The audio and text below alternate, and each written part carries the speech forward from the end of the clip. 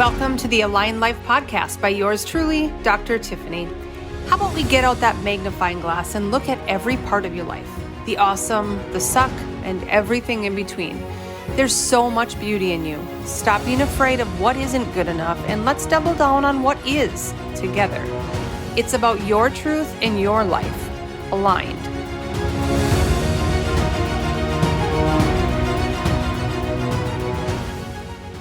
Hey guys, welcome back to the Aligned Life Podcast. Today we have, oh my gosh, such a powerful human, a powerful story. I don't think we've had somebody that has this much trauma that you've actually brought out to the world and you've conquered it. So, oh my gosh. Welcome, Kat.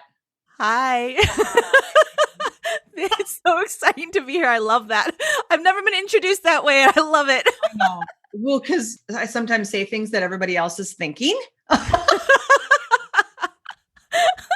I usually don't read people's bios, guys, but I'm going to this time just to give you an overview of where she came from and what she overcame and now what she's doing. Because I think this is what we sometimes don't believe can happen, is that the crappy parts of life or the trauma or the stress or all the things, they actually become too big for us to overcome. And I want to just give her as an example of like, hey, if she can do it, you can do it. So I'm going to just read about you for a hot second. Okay, Kat? All right, go for it. I love it. All right. She's a spiritual teacher, leadership coach, founder of the School of Divine Confidence, an online school that offers spiritual training and confidence coaching to rising women leaders and change makers across the world. As a former crack addict, and convicted drug offender facing 3 years in state prison, Kat battled addiction, abuse, and depression to come out on the other side. Her inspiring transformation and work with real people worldwide has landed her on the set with Dwayne, quote, The Rock Johnson, as a contributing coach on his motivational reality TV show called Wake Up Call that aired nationally on TNT. Today, Kat continues to impact thousands of people using her bold and unconventional presence to help them build unshakable confidence, one of my favorite words ever, in knowing who they are and what they're here to do. Oh, Aww. it like totally gives me the goosies. Thank you. So can you just talk about how the hell did you... All the things. Yeah. How did you go there? What happened? Yeah, absolutely. So I think my journey as I know it began when I was 6 years old.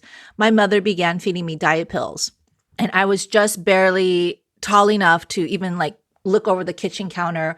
One day I was there at the kitchen counter with my mom. I had my hands on the kitchen counter looking up at my mom and she was cutting something on the cutting board.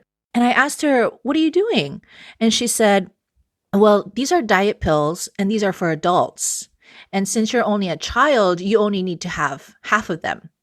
Oh. And I wasn't old enough to comprehend what was going on. And I didn't even question it. That's the thing. That's how supple and how our minds are just sponges when we're that young, or even when we're adults. We just accept things. Essentially, I accepted in that moment without even questioning that I was unworthy, that I was ugly, and that I was unwanted. And I began feeling all of those feelings all by the time I was in second grade. I really felt like something was wrong with me and that I needed something outside of me in order to be okay. So I was taking those diet pills on a daily basis, just, reaffirming the fact that there's something wrong and I need something outside of me in order to be okay. Mm-hmm. And so I grew up in a very emotionally and physically abusive environment, and I started rebelling at a really young age. I started smoking and drinking at 13, doing hardcore drugs at 16. And then by the time I was 18, I was dealing cocaine. And I was transporting it from Washington State to California on the plane. What? Yeah. Oh yeah. my gosh. This is pre 9/11. You would be really surprised, Dr. Tiff, at how easy it was. I mean, it's kind of mind blowing how easy it was. A little secret, but for your listeners out there, don't do this. I would take the cocaine and I would put it in my maxi pads, and they would even no one would even think to look there. So that Wow. was one of the ways I did it. We That digress. is just amazing. My um, naive self, I'm like, my tummy's twirling. oh my Oh my gosh. gosh, how could you do anything wrong? Oh my gosh, that's hilarious. So, one day I did get caught. I was handcuffed. I was put behind bars in Oakland, California, of all places. Oakland at that time was notorious for its high rates of violent crimes and homicides. And I was right there in the middle of all of that. Wow. And I was absolutely fearless. But it wasn't the type of fearlessness that came from courage. And the root word of courage is cur, which is heart. It wasn't that type of fearlessness. It was a type of fearlessness that came from having absolutely no regard for my life, my future, my body, my health. I absolutely did not give a shit what was going on with me. I didn't care. I wasn't scared. And you would think that was my wake up call because suddenly I'm there in the middle of Oakland, California. I'm facing 3 years in state prison. But instead of being like contemplative about, oh, maybe I shouldn't do this, I thought, this is a great place to network. Oh I'm my going to make gosh. I know, I'm going to make some drug deals while I'm here. So I tried to maximize my time. Oh my gosh. True marketer. I know. I was an entrepreneur from the beginning. So I tried to make drug deals, and one thing led to another. I pled guilty because I was caught red-handed. There's another story for another podcast about the story about how I got caught. It's crazy. But, as part of my sentencing, I had to go to rehab for 2 years. So I went to Narcotics Anonymous. I did the urine analysis. I had to take classes, all these things. I cleaned up the drugs. And though I cleaned up the drugs, this belief that I am ugly, I'm unwanted, and I'm unworthy, it didn't go anywhere. It stuck with me. So even though I cleaned up that part of my life, this belief that I was unworthy kept manifesting in other places and in other ways. And I started getting really involved in very toxic, abusive relationships with men. This entire time, I just absolutely hated the way I looked. So I walked around like I was the ugliest, meanest bitch in town. I was a bully at times. That's probably actually the most shameful part of my entire story and of my entire life. Not even the drugs, not the jail, not any of the things that I've gone through. But the times that I was in so much pain that I took it out on other people and I was a bully and I was mean, those are the parts that hurt me the most.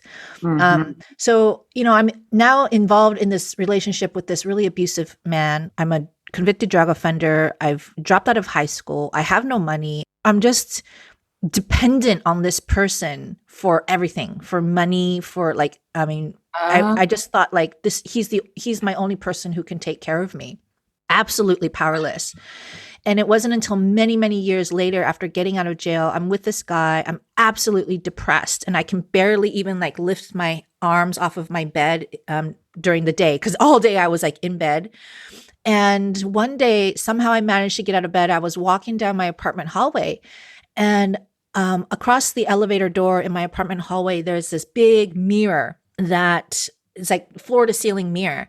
And I'm looking down and I just glanced up and I saw somebody standing in the hallway and I saw her in the mirror, her reflection in the mirror. And she was really unkempt. She was wearing big baggy clothes. And, she had this really puffy red face. There was something going on. It was swollen. And more than how she looked, there was this really dark emanating energy that was coming from her. And I just thought, even while I'm wallowing in my own toxicity at that time, I just thought, oh my God, at least I'm not that bad. Because I saw her and I was like, that's the worst. It's worse than me. And then it hit me like a ton of bricks. There was nobody in the hallway. Yeah. It was nobody. It was just me. I had become so disconnected from myself and who I wanted to be as a woman and who I was actually being in the moment that I didn't even recognize myself when I saw myself in the mirror. And finally, that was my wake-up call. It wasn't being in jail. It wasn't facing 3 years in state prison. It wasn't like all of this crazy shit that happened in my life. It was that moment that it just completely dawned on me. It just hit me oh my God, this is not who I am at Wow. all. And this might sound a little dramatic, but it kind of was, but it isn't, but it is. I get it. I got in the elevator and now I'm facing that mirror. I'm looking straight at myself in that mirror. And the elevator doors are closing in on me from the left and the right. And I'm like, this is it.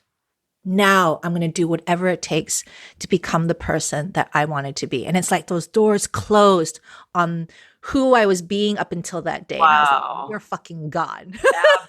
Absolutely. Yeah. Wow.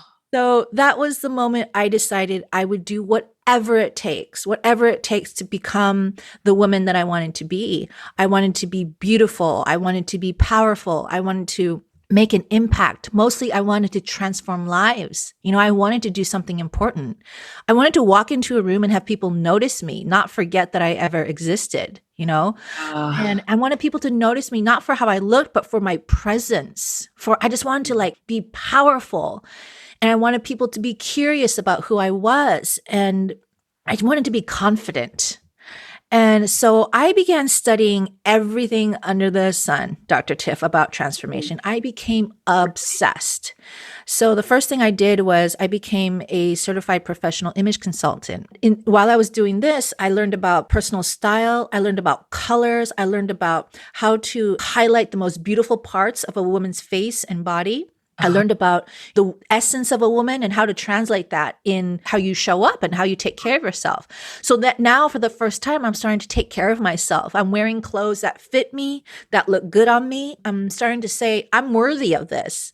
And then I became a nationally certified personal trainer. So I studied nutrition, biology, physiology, weight loss, and working out workout programs, because I wanted to understand what the body goes through to undergo transformation. So I started to lose a lot of weight. So this physical transformation started happening for me, but it kept on taking me deeper. So then I studied 3 years to become a transformative life coach, where I began to study how the thoughts affect your behaviors and thus your results. And interestingly, this quest for transformation on the outside kept taking me deeper and deeper inside into the world of spirituality and quantum physics and metaphysics and energy. And this is where I realized that everything that we are seeking and wanting on the outside, whether it's more money, better relationships, better health, successful career, all of that cannot exist and does not exist unless you have created that in your mind and your heart first. Mm-hmm. Beyond the physical. That is what the study of metaphysics is beyond the physical. So I became so fascinated by how our inner world is directly correlated to our outer world.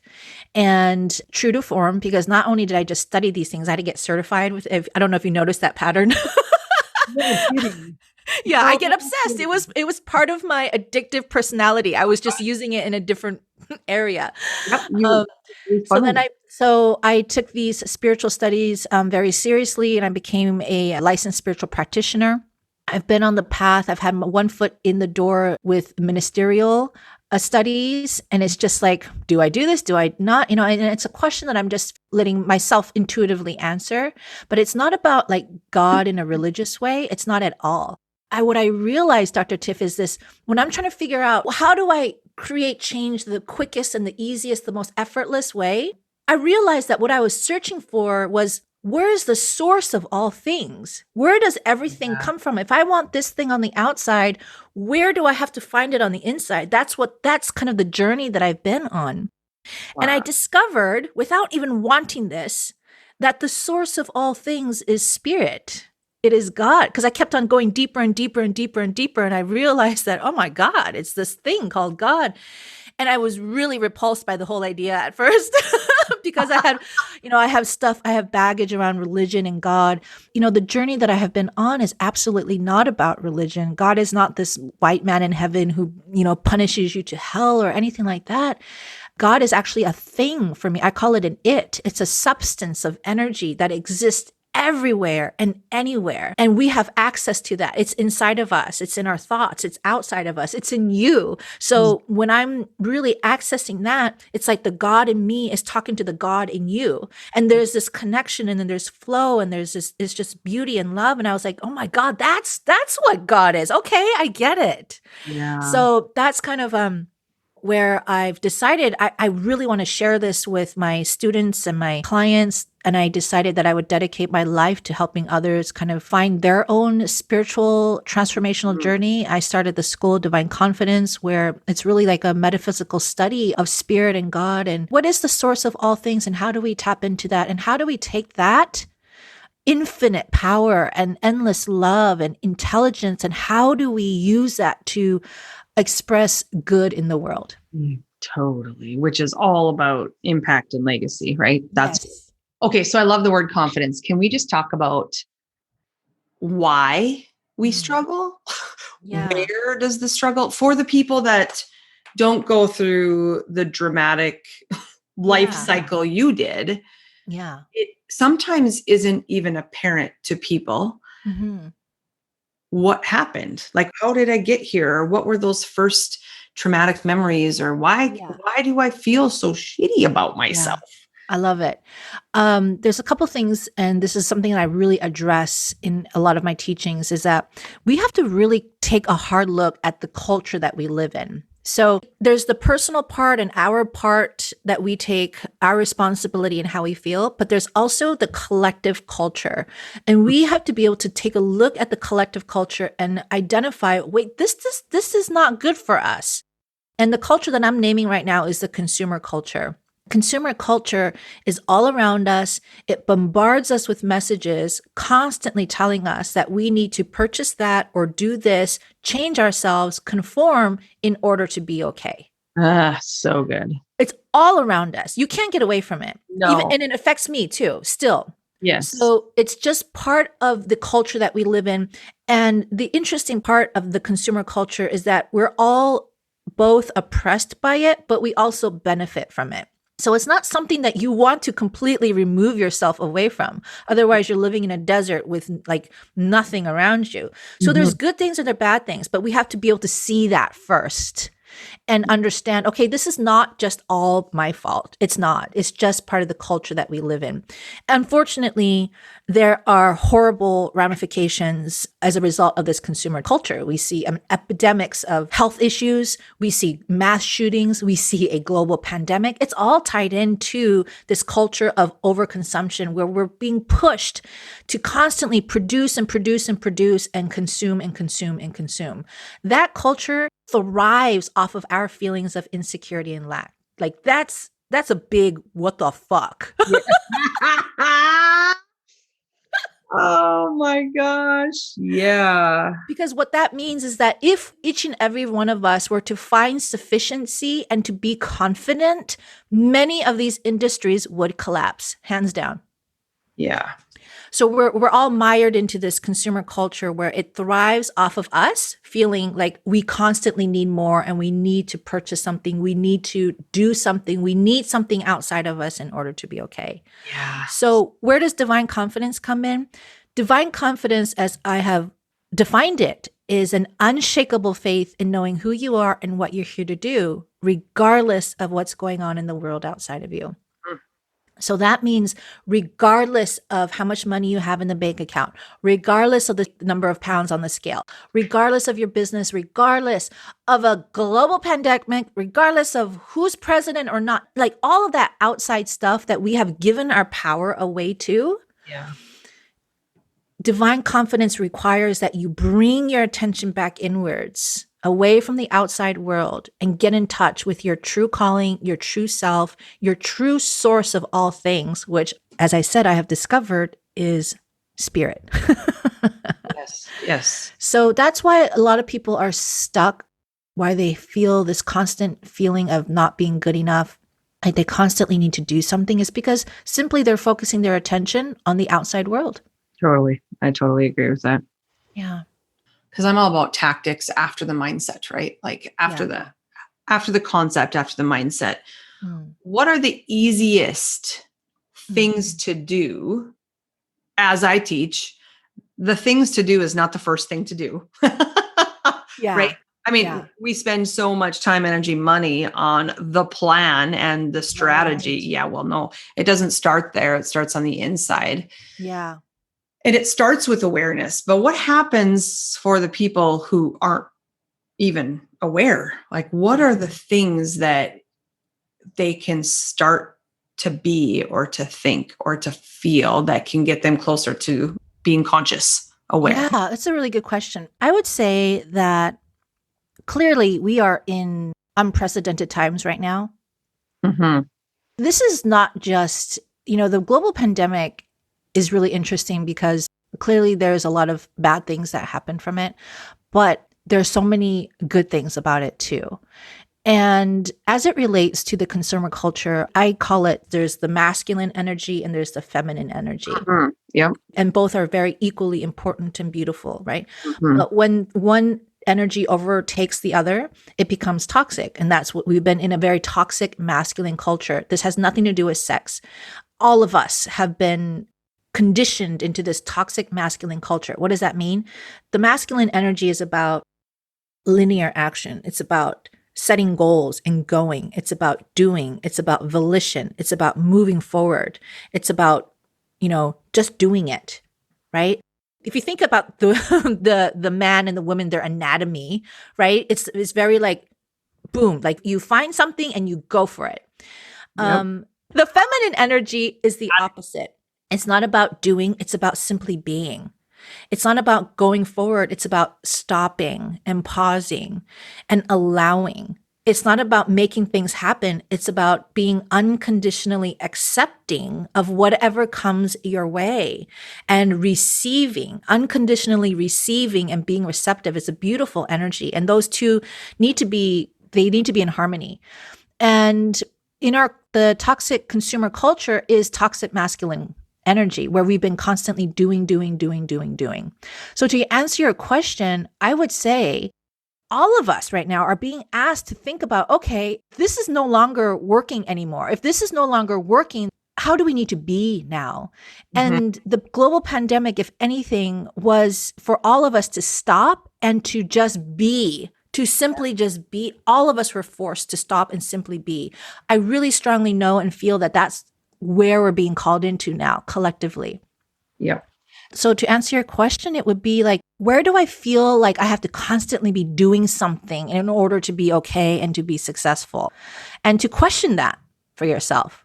Do I really need to do that? And how can I just relax a little bit more? Yeah.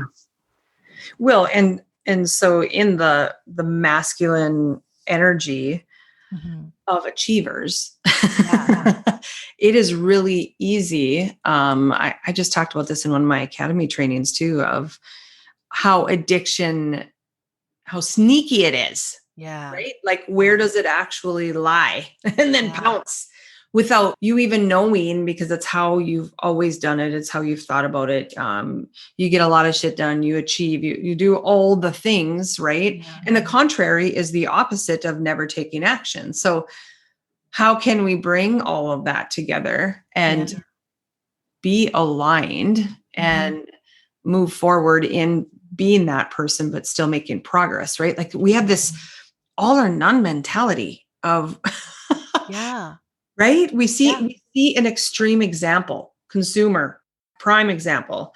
We see something extreme and we're like, well, don't want to be that. Don't want to do that. Yeah. Innately, we go straight back into the opposite, and there's not joy and there's not connection in that either. Yeah, absolutely. What I love about everything in my work is that I get to teach on the body being brilliant, not broken. Yes. And so when you were talking about, I love it. I know when we were talking about needing external validation, or that confidence comes on the inside, when we can really start to live in a space and shift that mindset, unlearn the old stuff, right? That the body has everything it needs. Yes. Like, I know, like, what if we had enough knowledge? Yeah. Like, What if we actually believed that we were enough, that we had enough, that you got goosies. I got goosies. Yes. Yes. And I love what you're saying, because as I was saying earlier, the substance of energy, the substance of God or spirit, it exists in every cell, in every, all of God. So God, okay. Sometimes I'm hesitant to use the word God because there's so much baggage around it. But one thing that really helped me was to, every time I heard the word God, replace it with the word love. Yep. And I was like, oh, yeah, I like that. So I just wanted to put that out there for the people who are listening. Imagine spirit, like God does not break itself apart and put more of God into an elephant and less into a mouse, nor does it put more into a galaxy than it does to put into the tip of a pen. All of God exists in all of the places. So all of God exists in every single cell in your body. Can you imagine the infinite intelligence of that? Yeah. And if we were to really tap into the wisdom that already exists in each cell, in every muscle, every organ of our body, holy cow. Yeah, totally. That's what I see in chiropractic with people on a table is you are brilliant. Yeah. So let's bring the brilliance out. Let's see what happens when you allow it to come out. Yeah. When you can now see transformation in a way you never, ever experienced to be, right? Yeah. That's not what somebody believes is real. There's not people out there talking about it or teaching about it, and even the baggage with God. That isn't what many teachers in that fundamental religion are actually talking about. They're talking about good and bad and right and wrong. I don't mean there's not, like, we have that, right? But damn, what if it were all just brilliance? And it is. What if we believed it all was? Yeah, and I love it. Your body is brilliant. I like that. Yeah. Well, when we start to think that it's not broken, we start to be a vehicle to transform, right? Yeah. So that's the kind of thing where we have been so conditioned to believe that we are broken. Like, my story starting at 6 years old, where I need something outside of me in order to be fixed, just to tie everything together and going back to your question about how do we, become more aware? That's the very thing we need to become aware of the precise conditioning that we have received, that we are broken. We need to be fixed, and we can't do it ourselves, but we need something outside of us. We need drugs. We need alcohol. We need to buy something. We need sex. We need acknowledgement. We need validation. We need someone else to change their behavior in order to feel okay. Can you believe that? I mean, that's what people expect and want. We need the president to change. We need all of these things to change outside of us. Then I will be okay. Honey, let me tell you, you are brilliant already, right? You are whole. You are perfect the way that you are. And if you can tap into that, that's how you reclaim your personal power. That's how you know with unshakable faith who you are and what you're here to do. That's divine confidence. Yeah, that's amazing. Just writing a few notes here. I just wrote down break the cycle, because that is the awareness has to start. Yeah. Before we can break the cycle of external validation. And it's so interesting. All of the things that we look for to validate our thoughts, beliefs, actions, results, personality, identity, all of the things. Like, we don't use this as a vehicle to decide all of those things, but instead we're going to put it out there. We're going to see what they say. I mean, I even think of that in business, right? Yeah. Decisions. How many times are we way more interested in the opinions of people we don't give a crap about? But right now we do, because we're insecure with what's happening right here, and we're trying to put it out into the world. Yeah, exactly. Oh, this is so good. Okay. Because we only have a few minutes left. What do you want them to walk away with? Our people what's the one thing after listening to this, they're like, all right, this is what Kat taught me. This is what I'm going to do today. I want people to know that despite how we feel about everything that's going on in our outside world, despite feeling like they're stuck or fearful or that there's some sort of blocks, that each and every one of us have a calling. And that calling, this is the misconception about the calling, is that it's this big thing that you have to know about what you're going to do for the rest of your life. No, honey, it's not that. No. It's not that grand. We've supersized it, just like we've supersized everything here in the consumer culture. Oh, that's awesome. Actually. Your calling is who you are being called to be in the moment, right here, right now. And if we can get really clear about what that is, instead of trying to figure out all the things about, oh, what about this? And what about next week? And what about 2 years from now? What about all? That's just future tripping. But truly, in every single moment of every single day, which is the only really moment that we have, we are all being called into our greater good in that moment. So what is that greater good? Is it love? Is it compassion? Is it beauty? Is it wholeness? Is it communication? That's what it is. And when we can get really clear on that and we all step into that calling, we truly, truly become the answer to somebody's prayer. Right. Not everybody's prayer. Exactly. Just somebody's prayer. Somebody's prayer. And that somebody probably doesn't even know that they're praying about it. Somebody is hurting.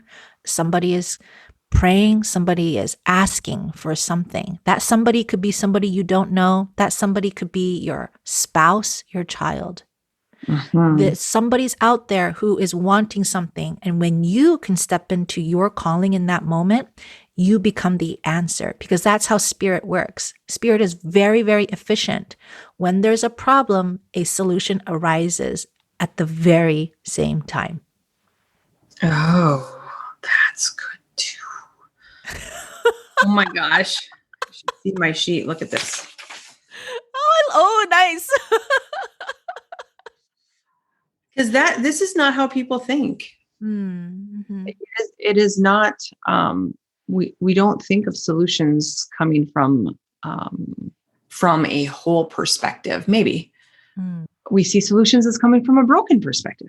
Right. Yeah. Yeah. I like what you're saying here. Wholeness encompasses the duality, the dichotomy of things. It's Right. not just light, but it's the darkness that makes light light. Yeah, we just did a training on that. Was last week of what happens when we have the itty bitty parts of our body that are stuck in the shadow. We're hiding that because that's deep and dark, man. Yeah. When we have the courage, the true base of the word, cur meaning heart. Yeah. When we have the courage to bring that to the light, that's when we see and feel wholeness. That's right. That's exactly it. But what we have done in this culture is to shun and to judge and to make wrong anything that doesn't feel good, anything that's dark, anything that's in the darkness, whether it's pain in the body or whether it's feeling sad or depressed or angry or jealous. We've made it all wrong. This is dangerous. And what we've done, instead of embodying and instead of embracing and allowing the darkness to be part of our transformational journey, what we've done is we've bypassed it, we've shunned it, we've repressed it. And what we do is we seek things outside of us to fix that thing as if it's broken. So we reach for drugs, shopping, social media. We point our fingers at other people. We're constantly looking for something outside of us, so that we can, quote unquote, fix that thing that we think is broken, but actually it's not broken. It's absolutely divine. That darkness, whatever that feeling that's uncomfortable, it's part of our transformational journey. And just like you said in the beginning, that's how I've overcame my shame and guilt of my past mistakes. Is I was like, I'm going to fucking claim this. I'm going to tell this story so many times that people get tired of it. That's when I know I will have done my job, is that I'm not going to hide any of it. I'm going to get it all out there. I'm going to show you my darkness, my pain, and my suffering. Right. Yeah. As that is where the message and the calling is, I believe. Yeah. Is when we can recreate that for the brilliance now, because that is that's the prayer being answered, is that. Yes. Right. Like that's what they're looking for, is how you got through the mess Yeah, to share the message. exactly. So how do people follow you? How do people work with you? Can you just give your Yeah. overview? Yeah, sure. I have a free Facebook group called the Confident Leadership Community.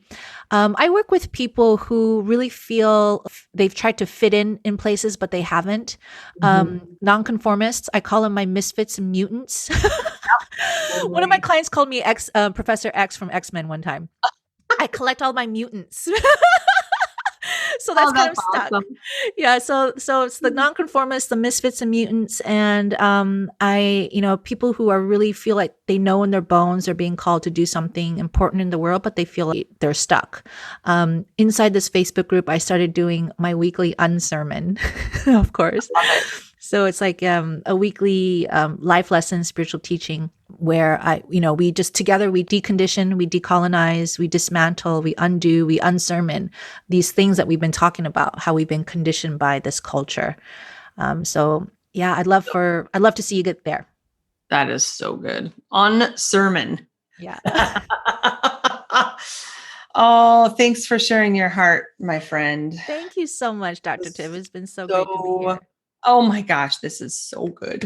And Oh, it's so it's relevant and tactical enough, right? We yeah. all can put ourselves into many of the stories that you gave. And that's where I believe, that's where awareness comes from, is being able to see yourself in a story. Yeah. And to now identifying like, oh, yes, well, we Yeah. need more awareness around this. And Yeah. that's how we create that power. I love it. I love it. Thank you. Thank you. You're amazing. Until next time, right? Yep. Yeah. Absolutely. Okay. Bye. Bye. Thank you for listening and following the Aligned Life podcast with Dr. Tiffany. If you love this and can think of anyone who needs to hear about it, would you mind sharing with them? Find me online at drtiffanyjohnson.com, where you can find out more about my memberships, courses, mentoring, and any upcoming events. To learn more about chiropractic for you and your family, go to htchiro.com and follow our social pages. I can't wait to connect with you soon, and until then, be you, be aligned.